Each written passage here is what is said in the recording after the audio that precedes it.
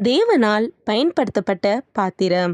அவர் இயேசு கிறிஸ்து பெருகவும் நான் சிறுகவும் வேண்டும். யோவான் 3:30. தலைப்பு: விசுவாசத்தில் வீரம். இன்றைய தேவ மனுஷி பெர்பெச்சுவா மண்ணில் பிறந்தது கிபி 181 ஆண்டு. விண்ணில் சென்றது கிபி 203 ஆண்டு. ஊர் அறியப்படவில்லை. நாடு ரோம். தரிசன பூமி ரோம். செப்டிமஸ் செவேரூஸ் என்ற கொடுங்கோலன் ரோமை ஆட்சி செய்து வந்த காலம். கிபி 3ஆம் நூற்றாண்டின் துவக்கம் அது. கிறிஸ்தவர்கள் மிகவும் துன்புறுத்தப்பட்டனர். சிறையில் தள்ளப்பட்டு சித்திரவதை செய்யப்பட்டனர். சிங்கங்களுக்கு இரையாக போடப்பட்டனர். பலர் வாளால் வெட்டி கொல்லப்பட்டனர். பெர்பெச்சுவா உயர்ந்த குலத்தை சார்ந்த ஒரு பெண். பெலிசித்தாள் என்பவர் அவருடைய அடிமை.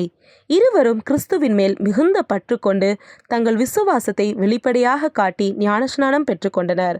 கொடுங்கோல் அரசனுக்கு இச்செய்தி எட்டியது. இருவரும் பிடிக்கப்பட்டு சிறையில் அடைக்கப்பட்டனர். பெர்பெச்சுவாவின் கைகளிலோ சிறு ஆண் குழந்தை. பெலிசித்தாள் ஒரு நிறைமாத கர்ப்பிணி. எனினும் இவர்கள் தங்கள் விசுவாசத்தை மறுதலிக்கும்படி கட்டாயப்படுத்தப்பட்டு சித்திரவதைக்குள்ளாயினர். ஆனால் இருவரும் தங்கள் விசுவாசத்தில் உறுதியாக நிலைத்து நின்றனர். பெர்பெச்சுவாவின் தந்தை எவ்வளவோ கெஞ்சி மன்றாடி கேட்டுக்கொண்ட பின்பும் அவள் கிறிஸ்துவின் மேலுள்ள அன்பை விட்டு விலகவில்லை. அது ஒரு இருள் படிந்த நாள். வீர பெண்மணிகளின் உயிரை பறிக்கவே பிறந்த நாள். ஆயினும் இரத்த சாட்சிகளுக்கு மகுடம் சூட்டப்படும் நாள். அரசன் தான் வீரர்களுக்கு கட்டளை கொடுத்தான். விசுவாச பெண்மணிகளின் தலைகள் துண்டிக்கப்பட வேண்டும் என்பதே அவன் கட்டளை. இதனால் கிறிஸ்தவர்கள் பயந்து விடுவர் என்ன அவன் எண்ணினான். தங்கள் உயிரை காப்பாற்ற கொடுக்கப்பட்ட கடைசி தருணத்தையும் கிறிஸ்துவுக்காக குப்பையாக்கினர்.